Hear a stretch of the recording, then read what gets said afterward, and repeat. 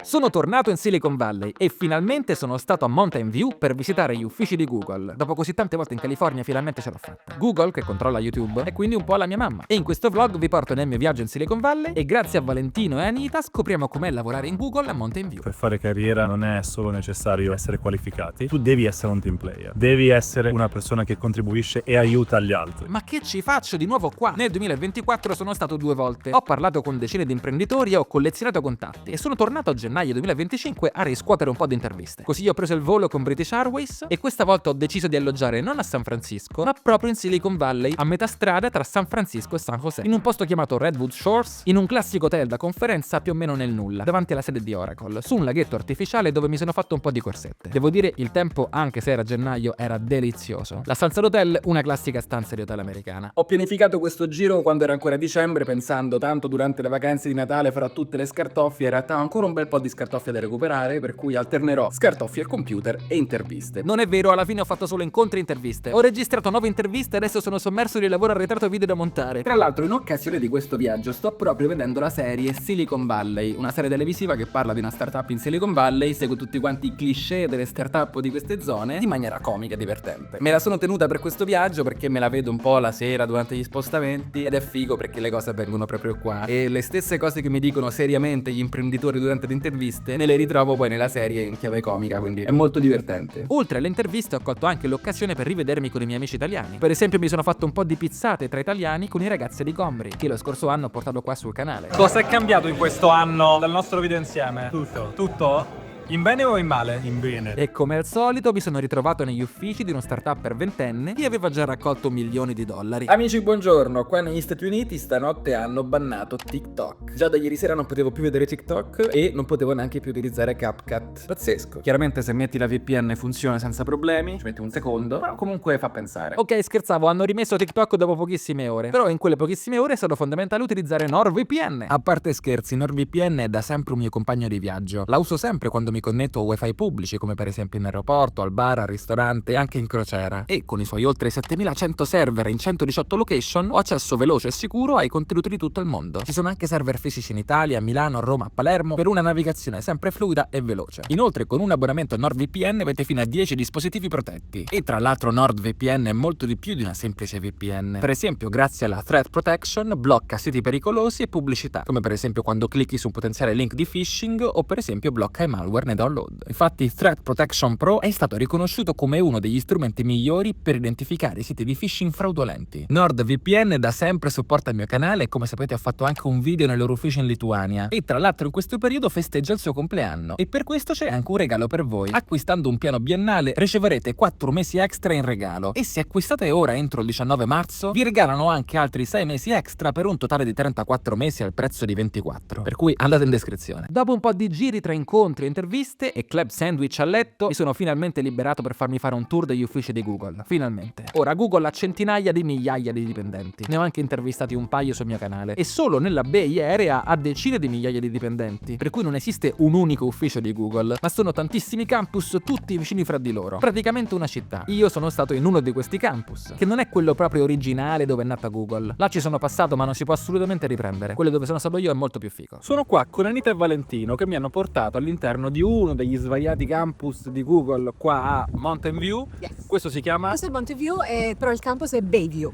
Bayview. Ok, quindi il campus di Bayview è Mountain View, in un territorio tra l'altro che appartiene alla NASA. Non ero mai stato in Google qua, nell'originale Google. E queste bici sono senza lucchetto, senza niente, le puoi prendere e lasciare nelle aree dove c'è il cartello con la biciclettina. E pensate che in questo campus c'è anche un hotel per i dipendenti, nel caso qualcuno debba stare. Per entrare mi sono registrato come ospite alla reception ed è iniziato il tour. Infatti tutti i dipendenti di Google possono portare ospiti. Qua lavorano 4300 employee di Google e tutti nella parte di advertising. Raccontami un po'. Noi adesso siamo a Bayview 100, c'è anche Bayview 200 che ci andremo dopo. Ok. E la cosa divertente è che se chi perdi basta che segui queste crosswalk, queste zebre diciamo, e Ti portano all'uscita. Esatto, all'uscita oppure nell'Atlas. Questi sono ristoranti e questi sono conference rooms, tutte sale meeting, in ordine alfabetico. E i ristoranti sono gratis. Ovviamente. Perfetto. E tutte cucine diverse, diciamo, con c'è la cucina mediterranea, c'è la cucina cucina, tipo i burgers, sono i sandwich, c'è un ristorante piccolino italiano. Oltre a questo punto non posso entrare. Praticamente Dayview funziona in 2 livelli. Il livello sotto è stato fatto come un ambiente collaborativo, quindi qui trovi ristoranti, le conference room, tutte le sale riunioni, le sale grandi, quelle per 200-300 persone, i punti d'incontro, mentre sopra ci sono tutti gli uffici e sono stati sviluppati in modo che ogni tavolo, ogni scrivania abbia il 100% di luce naturale. Quindi il livello sopra è dove si lavora e non ha potuto vederlo, mentre quello sotto sono le aree comuni. Che carine qua le sale riunioni con le poltrone. Siamo usciti. Siamo usciti. Allora, vedrete i pannelli solari, questi qua, che sono il richiamato Dragon Scale, quindi tipo la pelle del drago, per proprio come sono esposti. È stato un prototipo fatto dai nostri ingegneri e da un'azienda svizzera che li ha costruiti. Ce ne sono 50.000 e sono incastonati così in modo che riescono a prendere tutta la luce solare e può generare energia fino al 40%. Quindi 40% dell'energia di questo campus avviene tramite questi pannelli solari. Quindi noi eravamo in questo edificio che è il 100, qua c'è il 200, là c'è il 300 e questi 3 edifici fanno il campus Dayview. A questo punto ci siamo seduti e ho fatto un po' di domande a Valentino e Anita. Valentino è un ingegnere e si occupa del Pixel, lo smartphone di Google, mentre Anita si occupa di eventi. Allora, io sono ingegnere elettronico, il mio titolo è System Designer, io ho studiato a Torino, al Politecnico di Torino, per la triennale e per la magistrale ho fatto un programma che si chiama Top UIC, che è una doppia laurea che si svolge tra Torino e Chicago. Poi ho lavorato per l'università un anno, poi a Fitbit, sempre come ingegnere elettronico, poi a Apple, sempre come ingegnere elettronico, e a Apple lavoravo sull'iPhone,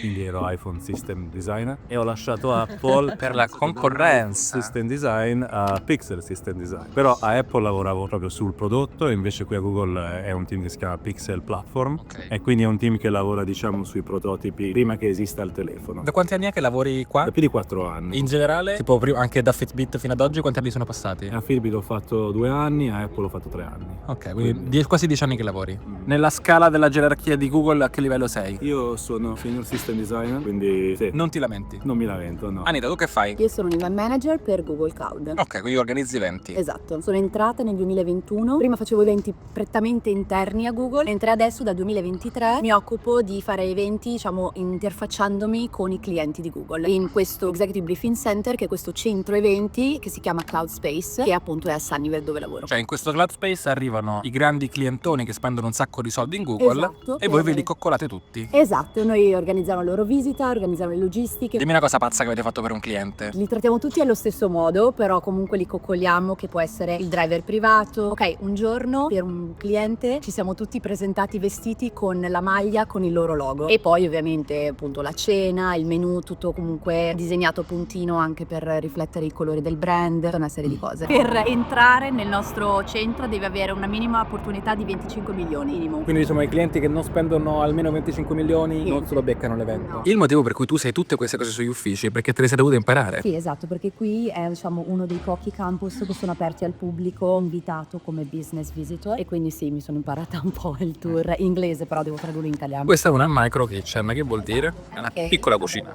Questi MKs le trovi praticamente in qualsiasi building. Qui secondo me ne troviamo 2 o 3. Sono sempre in questo piano proprio perché la gente può comprare, può prendersi degli snacks, può farsi un caffè, prendersi delle bibite. Niente, queste cose sono gratis. Io mi prendo gli anacardi allora. Mi dicono in tanti, penso che se lavorassi qua ingrazierei. Dicono appunto che appena entri a Google ci sono i 10 pound che prendi. Allora, quando hanno costruito questo campus, che vi ripeto è stato fatto in 5 anni, si sono concentrati nella salute dell'impiegato, quindi hanno cercato tutti i materiali non tossici riciclati. Per esempio il legno che vedi è stato riciclato dagli hangar del Moffett PA, è un legno di sequoia, diciamo, riciclato, e tante installazioni, tante sculture, tante cose artistiche che vedi all'interno di questo campus sono proprio o fatte da artisti locali in Bay Area, o alcune sono state portate dal Burning Man. E queste piante sono tutte vere, so che magari non sembrano, Sembrano finte. sembrano, ma sono tutte vere, e ci sono degli omini che vengono ogni settimana ad annaffiare le piante, e mi sa che sono 24.000 piante in questi 2 edifici. E qua è bello perché sei libero di lavorare anche disteso, faccia in su, e fare le tue chiamate di lavoro. Qua abbiamo un cammello azzurro. E la cosa divertente è che hanno riciclato il Ok. telaio delle macchine. Ok. Infatti potete vedere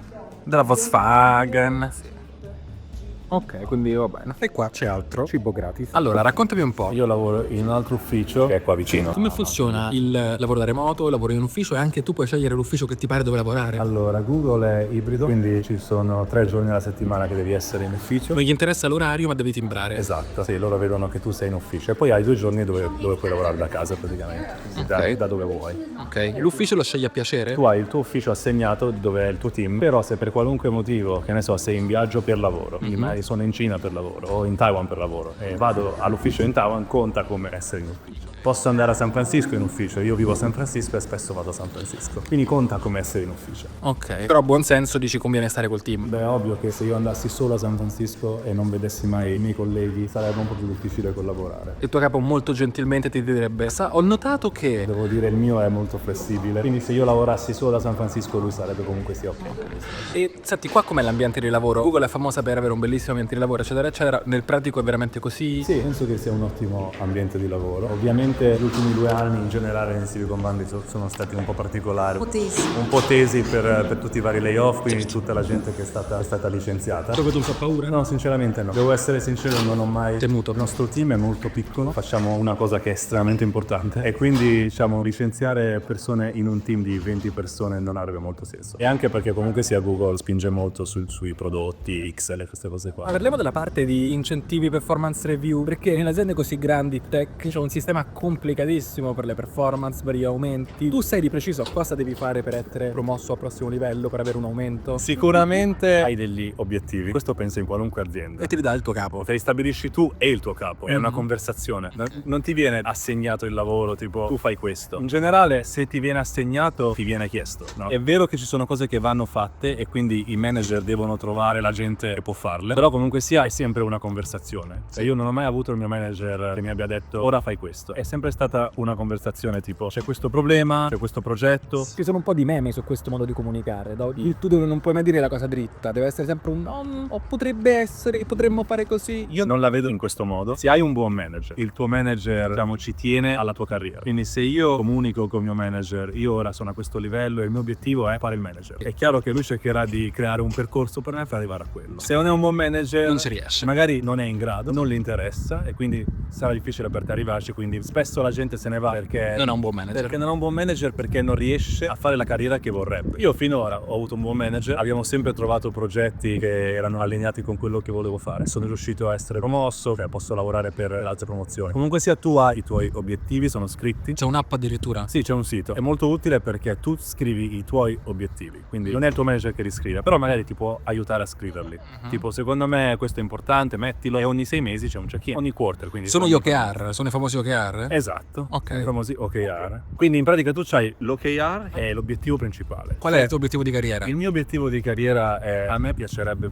essere nel management. Quindi vuoi passare da individual contributor a manager? Vorrei passare da individual contributor a manager, sto lavorando con il mio manager su questa cosa qua, ma non è una cosa che mi alzo al mattino e dico voglio fare il manager. Ok. Mi interessa di più lavorare su progetti che trovo interessanti. Un altro concetto delle aziende grandi tech che emerge spesso è il tema della politica. Ci sono molte persone, specialmente gli ingegneri, spesso sono tecnici, che si dimenticano che è importante anche dare visibilità ai propri risultati, no? Molti odiano questa cosa che è un po' la politica e molti si stressano e vanno a burnout. Come vivi tu la politica interna? Hai toccato un punto fondamentale, cioè sicuramente per fare carriera non è solo necessario essere qualificati, tu devi essere un team player, devi essere una persona che contribuisce e aiuta gli altri, saper essere una persona che la gente pensa ah se io c'ho questo problema vado da Valentino. Se invece uno non ti considera perché stai sempre nel tuo, magari ti reputa come una persona skilled che sa quello che fa, però magari non sei la prima persona che uno pensa ok se io c'ho questo problema voglio fare questo progetto vado da lui. Tu vuoi essere al centro del team, devi anche saperti vendere un po'. Non solo essere bravi a fare le cose, ma anche assicurarsi che gli altri sappiano che tu hai fatto le cose e che sei bravo. Se no... E lì è un'arte. Non tutti sono bravi e sta a te comunque sia riuscire a fare più presentazioni, scrivere diciamo più email, fare più meeting dove spieghi alle persone quello che hai fatto, chiedi loro feedback. Ma io penso in tutto il mondo, cioè Tutte le aziende grandi? sì, non è soltanto in Google o in Apple. Quanto lavorate rispetto al totale della vostra giornata? Dipende dal periodo dell'anno anche? Conta in base alle nostre deadline. Se noi abbiamo un progetto che a gennaio facciamo la produzione della nostra dashboard, è chiaro che più ci avviciniamo a gennaio e più il lavoro si sì. E poi febbraio un po' meno. Esatto. E quindi ora come sei messo? Adesso siamo in un periodo abbastanza attivo. Ma fai le ore piccole? No. A che ora stacchi da lavoro? Molto tranquillo, cioè Hai modo di fare hobby, altre cose al di fuori del tuo lavoro? assolutamente. Ho molti hobby. Sì, tanti. E Top 3 dei tuoi hobby? mi piaceva avere la fotografia, ovviamente, la musica, quindi faccio il DJ, suono. Ok. Mi piacciono le moto, quindi andare in moto. C'è la moto qua? Bello, poi la California è comoda. È bello per le moto. Io invece per quanto riguarda gli orari dipende molto, anche io vado in ondate. Certo, durante l'eventone fai le ore piccole tu. Esatto, abbiamo diciamo 40 ore settimanali di default, però a volte sono di più, a volte sono meno, e essendo pagata a salario e non a ore mi gestisco io, cioè comunque quando c'ho una settimana un po' più tranquilla lavoro un po' meno, quando c'ho la settimana intensa arrivo fino a 60-70 ore, perché comunque magari ho 3-4 eventi da 12 ore l'uno, comunque me lo gestisco io e ho la fortuna che anche il mio manager mi dà questa libertà di gestirmi insomma anche i momenti un po' più di tranquillità. Non è un lavoro drenante che non ti lascia spazio per altre cose. La cosa importante secondo me devi tu dare i limiti e devi dire no, perché comunque devi dire ok, questa è la mia bandwidth, questo è quello che posso fare. Io ora sto lavorando, tra virgolette, molto, mai uscendo da limiti che sono normali, Di ufficio. diciamo. Però comunque sia, passo tutta la giornata molto focalizzato su quello che sto facendo. Perché mi interessa, penso che potrà avere un ottimo impatto. È ora di mangiare, Allora c'è questa app, si chiama Eat, che è vostra interna. è interna, sì, e praticamente legge la tua location e ti dice cosa c'è praticamente il menu con anche tutte le allergie se proprio... La sensazione che provo è quella che ho provato quando per un lavoro sono stato da Orlando, Disney World, l'hanno chiuso solo per noi. Tutte le attrazioni erano gratis. Che figo! Questo è un po' la sensazione che provo adesso, cioè tanti ristoranti, ma chiamarli ristoranti è un po' gratis in realtà, quindi un po'. Bellissimo. A questo punto rimaneva solo da fare una cosa, un bel pranzetto nella sede di Google. Però ti è piaciuta la Thailandia quindi? In palestra non ci possiamo andare, vero? No, però ti posso fare vedere la piantina, che questo è il fitness center, questo è wellness dove fanno i massaggi, tu praticamente con i punti Google puoi comprarti diciamo un massaggio, poi ci sono gli studi che fanno tipo yoga class, pilates. Poi c'è una palestrona gigante. Devo dire questa mia visita agli uffici di Google a Mountain View è stata molto interessante. Ho imparato un po' di cose nuove che la mente europea secondo me non può comprendere. Fatemi sapere cosa ne pensate nei commenti e iscrivetevi al canale per non perdervi tutte le interviste che ho girato a questo giro.